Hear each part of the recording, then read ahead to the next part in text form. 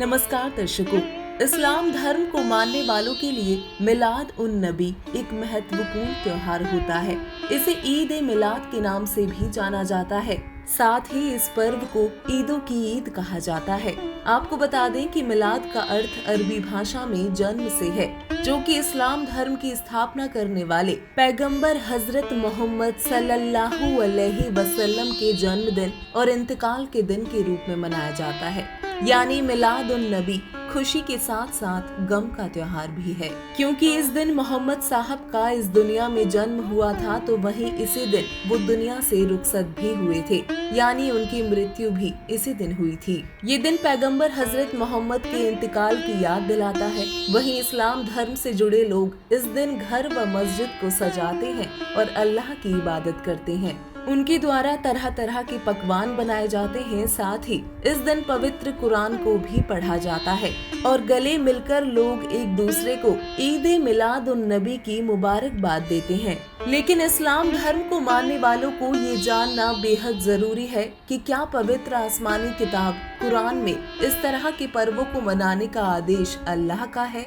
क्या पैगंबर हजरत मोहम्मद जी ने कभी इस तरह के त्योहार मनाए थे? क्या एक दिन की इबादत से अल्लाह से मिलने वाला लाभ हमें प्राप्त हो सकता है?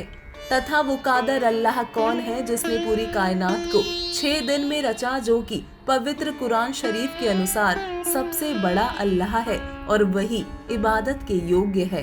तो चलिए जानते हैं पवित्र कुरान पाक से। दर्शकों, सर्वप्रथम आपको बता दें कि पवित्र आसमानी किताब कुरान पाक में कहीं भी कादर अल्लाह का आदेश किसी त्योहार को मनाने का नहीं है और ना ही कभी हजरत मोहम्मद जी ने इस तरह के त्योहार मनाए थे, बल्कि कुरान ज्ञान देने वाले अल्लाह को कादर अल्लाह मानकर उसके बताए अनुसार हजरत मोहम्मद जी ने जी जान से उसकी इबादत की। लेखक मोहम्मद इनायतुल्लाह सुबहानी, अनुवादक नसीम गाजी फलाही, प्रकाशक इस्लामी साहित्य ट्रस्ट प्रकाशन, मरकजी मतकब्बा इस्लामी पब्लिशर्स दावत नगर, अबुल फजल एनक्लेव जामिया नगर नई दिल्ली से प्रकाशित पुस्तक जीवनी हजरत मोहम्मद के पृष्ठ 21 से 29, 33 से 34, 64, 307 से 315 में स्पष्ट है कि नबी बनने से पूर्व भी हजरत मोहम्मद जी का जीवन कष्टमय रहा। उन्हें एक अनाथ की तरह जीवन बिताना पड़ा। जब नबी बने तो हजरत मोहम्मद जी की आंखों के सामने उनके तीनों पुत्र कासिम, तैयब तथा ताहिर की मौत हो गई। इसके अलावा जब हजरत मोहम्मद 63 वर्ष के हुए तो 2 दिन असहाय पीड़ा के कारण दर्द से बेहाल होकर मृत्यु को प्राप्त हुए। विचार करें, जिस पिता के सामने तीनों पुत्र मृत्यु को प्राप्त हो जाएं, उस पिता को आजीवन सुख हो सकता है? बिल्कुल भी नहीं हो सकता। विचार करें, जिस अल्लाह के भेजे रसूल नबी मोहम्मद जैसी पुण्य आत्मा जो कि कुरान शरीफ के अनुसार इबादत करते थे, उनके जीवन में कहर ही कहर यानी महान कष्ट रहा, तो अन्य अनुयायियों को कुरान शरीफ व मजीद में वर्णित साधना से क्या लाभ हो सकता है? दर्शकों, आपको बता दें, कुरान ज्ञान देने वाले अल्लाह द्वारा दिया भक्ति ज्ञान अधूरा है, क्योंकि कुरान का ज्ञान देने वाले अल्लाह ने पवित्र कुरान शरीफ सूरत फुरकानी 25 आयत 52 से 59, कुरान मजीद सूर अस-सजदा 32 आयत नंबर 4 और कुरान मजीद सूर बकरा 2 आयत नंबर 255 में कहा है कि हे नबी मोहम्मद, जो कबीर नामक अल्लाह है उसने सर्व ब्रह्मांडों की रचना की है। वही सर्व पाप नाश करने वाला यानी पापों को क्षमा करने वाला है तथा सर्व के पूजा यानी इबादत करने योग्य है।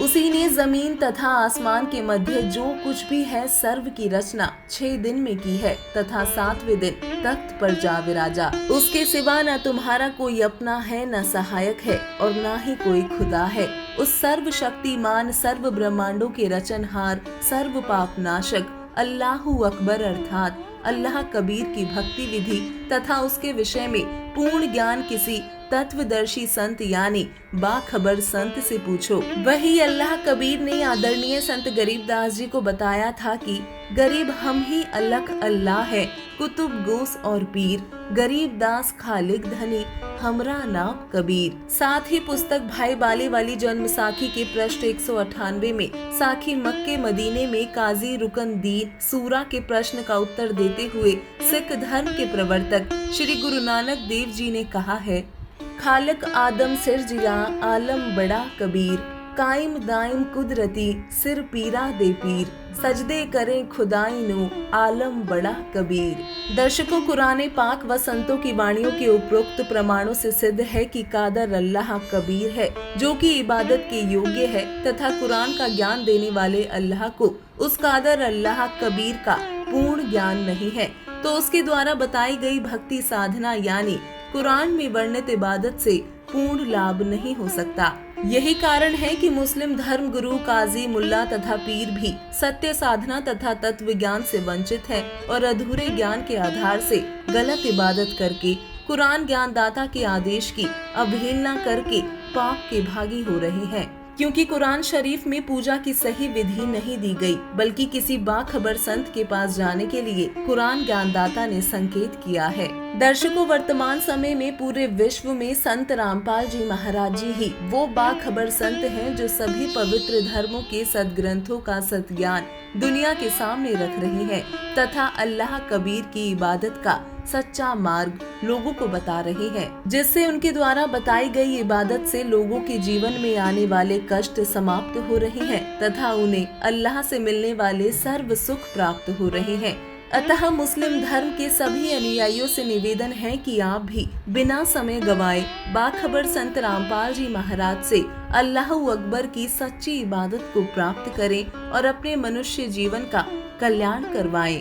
धन्यवाद।